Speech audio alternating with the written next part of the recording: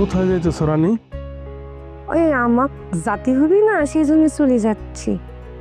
চইলা যাইতেছ রানী? কোথায় চলে যাইতেছ? আল্লাহ, আমাকে আবার বাড়ি ফিরে যেতে হবি না। আমি তো এখানে এসেছিলাম আপনাকে সুস্থ করার জন্য। আপনি অসুস্থ মানুষ, আপনাকে সুস্থ করে তুলবো, তারপর তো আমার ডিউটি শেষ। একটা সময় আপনি আমার উপকার করেছিলেন, আমি সেই উপকারের ঋণটা শোধ করার জন্য এসেছি। সত্যি কি তুমি ঋণ পরিশোধ করতে আসছো? জি। আমার চোখের দিকে তাকায় বলো তো রানী, যে তুমি শুধুমাত্র ঋণ পরিশোধ করতে আসছো? আরে, চোখের দিকে তাকায় কথা বলা লাগবে কিসের জন্য? মুখ দিয়ে মিথ্যা কথা বলা যায়, কিন্তু চোখ দিয়ে তো মিথ্যা কথা বলা যায় না রানী। তোমার চোখ বলতেছে তুমি এখানে কোনো ঋণ পরিশোধ করতে আসো নাই।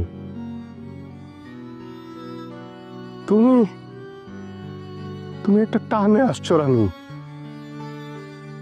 ভালোবাসার টানে। আমারও তো যে তুমি ভালোবাসো সেটা তুমি মুখ দিয়ে না বললো। ওই যে তোমার চোখ তো সাক্ষী দিতেছে রানী। আরে, আপনি বুঝতে পারতেছেন না, আমি তো নষ্ট মায়া মানুষ। আমাদের মতো মায়া মানুষ কাউ ভালোবাসতে পারে না, আর আমাদেরও কারো ভালোবাসা উচিত না। এই জন্য আপনি ভুল করতেছেন, আমি আসি। হয়েছে কি, তুমি সেদিনের কথাটা এখনো মনে রাখছো রানী? মানে ওই অন্ধকার নামলে যেমন আলোর মূল্য বোঝা যায়, তেমনি জীবন থেকে ভালোবাসার মানুষ হারায় গেলে তার কদর বোঝা যায়। আমি তোমার কদর করতে পারি নাই রানী। আমি আসলে মানুষ চিনতে পারি নাই।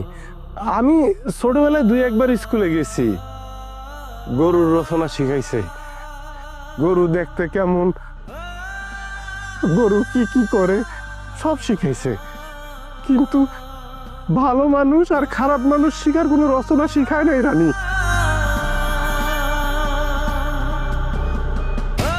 এই কারণে আমি ভালো মানুষের মূল্যায়ন করতে শিখি নাই, খারাপ মানুষে ভালোবেসে ভালাইছিলাম। তুমিও তো একটা বাজে মানুষে ভালোবাসতো না। আসলে ওই যে বললাম, মানুষের রচনা শিখি নাই তো, এই কারণে ভালো মানুষ আর খারাপ মানুষের পার্থক্য করতে পারি না। আমি জানি আমি তোমার যোগ্য না, তারপরেও রানী আমি অনেক লোভী রানী। যে ভালোবাসা আমি তোমার কাছে পাইছি হারাইতে মন চায় না রানী। আমি ভালোবাসার লোভে পড়ে গেছি। আমি মাপ চাই, তুমি আমার ছেড়ে যাইও না। আমি আমি আমি আমি তোমার আমার মাথার তাজ করে রাখবো, কোনো দিন আর কষ্ট দিব না। তুমি যায় না আমি মাপ চাই রানী, আমার মাফ করে দাও তুমি। হে আশ্চর্য, আপনি কিসের জন্য মাফ চাচ্ছেন? আপনি তো অন্যায় কিছু করেননি। আমাকে আমার প্রেমিক ঢাকা শহর আইনে বিক্রি করে দিয়েছে নষ্ট জায়গায়, আমি তো নষ্টই। এছাড়া জীবনটা আমার এরামি, পদ্মপাতার মতো, কোনো ঠিক ঠিকানা নেই। আমি এখন বোধহয় ভালোই আছি। আচ্ছা, যাই হোক, অনেকক্ষণ তো হয়ে গেল, আমি তালিবারে আসি। হ্যাঁ, যাইতেছো যাও। তুমি যাওয়ার পর হয়তো আমি আর শারীরিকভাবে অসুস্থ হব না, আমার হাত পা সবই ঠিক থাকবে, কিন্তু আমার মন যে অসুস্থ হয়ে যাবে সেইটার কি হবে রানী? যাও, আমার কোনো আপত্তি নাই, কিন্তু আমার একটা কথা আছে, মরা মন নিয়ে তো আর বেশি দিন বাইসে থাকতে পারবো না। আমার মৃত্যুর সংবাদ পাইলে কিন্তু তুমি আমার দেখতেই। আমি কিন্তু একদম খুন করে ফেলবো করছি। কি ফাইজলামি শুরু করে দিয়েছেন আপনি? হ্যাঁ, যখন যার মনে আসুনি তাই কয়া ফালায়। আমি টিয়া কালার শাড়ি রেখে এখন সাদা কালার শাড়ি পরি। আমি তো বাইরে যাবো না। আর একটা কথা কয়ে দিচ্ছি, এতদিন আমাকে অনেক দেখিছেন চুপচাপ থাকতি, আমি কিন্তু চুপচাপ থাকার মতো মেয়ে লোক না, কয়ে দিচ্ছি।